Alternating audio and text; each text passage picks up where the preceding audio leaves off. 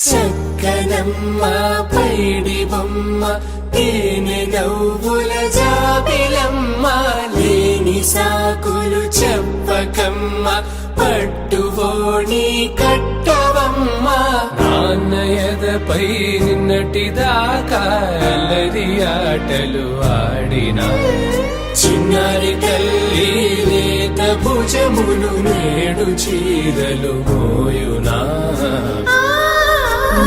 చెల్లో తురిమిను మంచి సంపంగులు మెల్లో మిలమిల మెరిసే హారములు అల్లో నీరెళ్ళంటే ఆ కన్నులు అమ్మ ఊళ్ళో కంటాయంట తన కలను